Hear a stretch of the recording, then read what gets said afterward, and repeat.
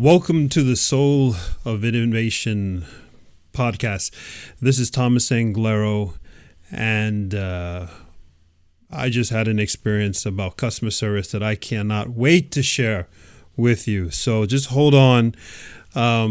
This may be a bit of a rant, but I think we all have a lot to learn, not just from this incident, but the contrast of this incident versus what I experienced just a few days ago.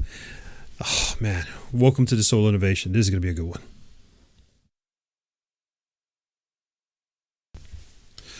Welcome to the Soul of Innovation podcast. It's January 8th, 2018.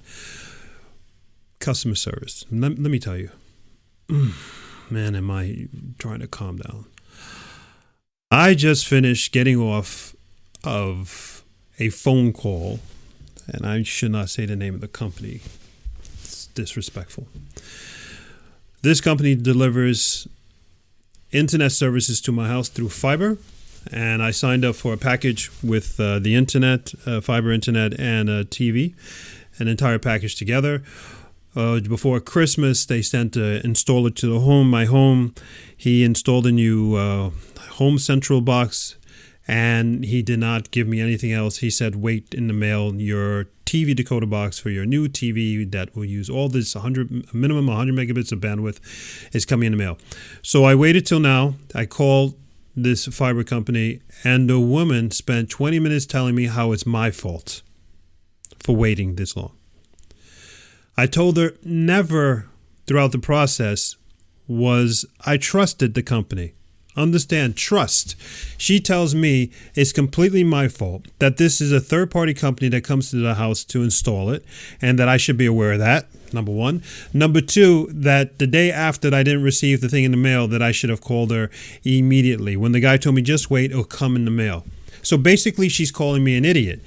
And here's the kill of it all. She never apologized. What would it have cost to apologize that the company that you hire, this third-party company, that as a customer, I don't know that this person is a third-party company. I, as a customer, assume that this person works for your company. I don't get the right information from him. By the way, he was a very nice person when he came. He delivered excellent service, and he was very polite.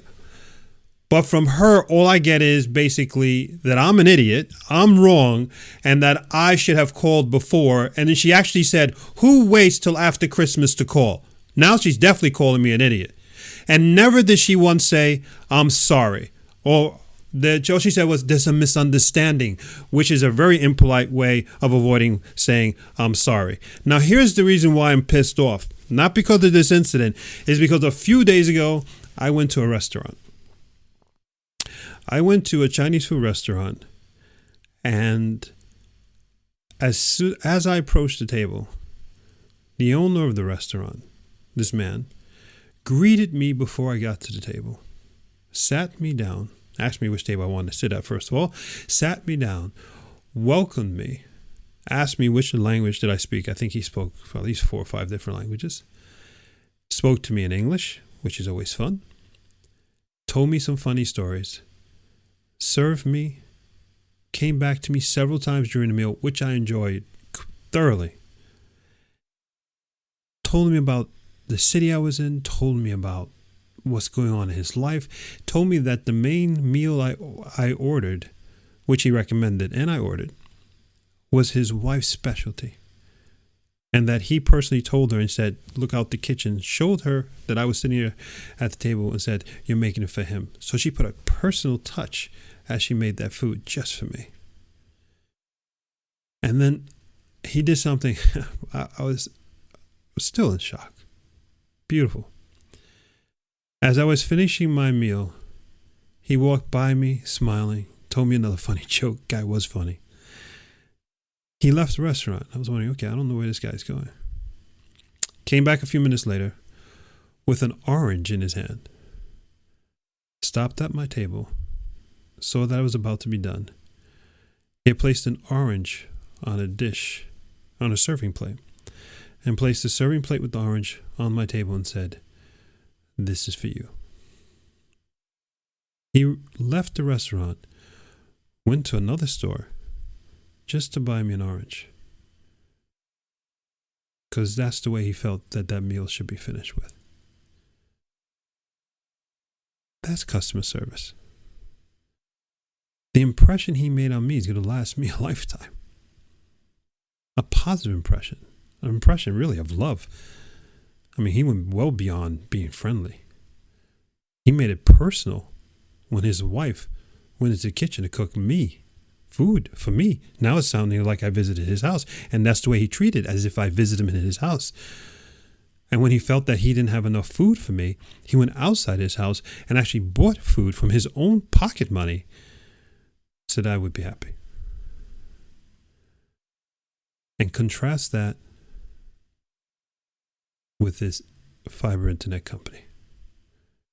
That for 20 minutes, she used her energy and was persistent in making sure that she was clear that it was my fault and I'm an idiot. What type of customer and loyalty do I have or don't have now to this fiber internet company?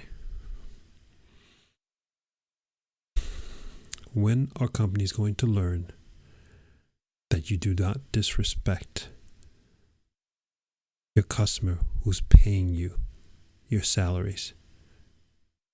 The reason why you're able to go on vacation.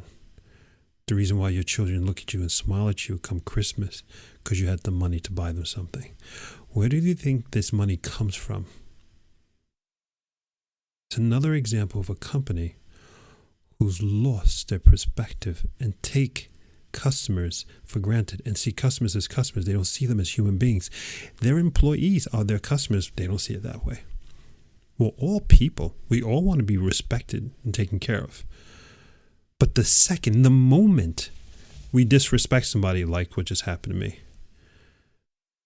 how long does it take when you disrespect someone for you to earn that respect back? You start at months. You don't start at minutes. It may even take years.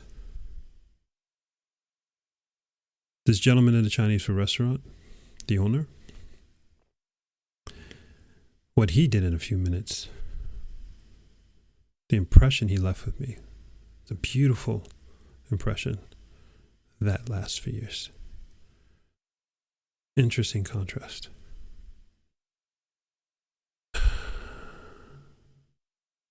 I know, we've been seeing this for years. We saw Zappos in the United States. The CEO was absolutely frantic about customer service. If the customer wants to, just say yes. Even if we lose money on the deal, just say yes. If the customer wants to return it, accept it. Pay for the shipping, whatever.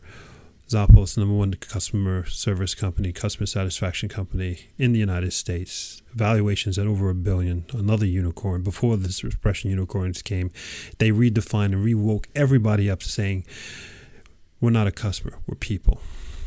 2018, we have artificial intelligence all over the place coming, intimidating people, so on and so on. You know what? You want to fight artificial intelligence? Real simple. Focus on taking care of people. That's the answer. This fiber company, as soon as my contract is done, I'm gone. And as a blessing to them, I will continue to tell this story. Not until my contract's done, but probably till I'm a very old man. Thank you for reminding me that I'm not good enough for you being a person, and that you rather use your energy to make me feel like an idiot and not say the simple thing, the most important thing, because I'm human. I'm sorry. You couldn't do that. So I dedicate this podcast to you, to reminding me that you and I are the most important thing, and that we have to treat each other with respect. It's not about the money. It's about each other.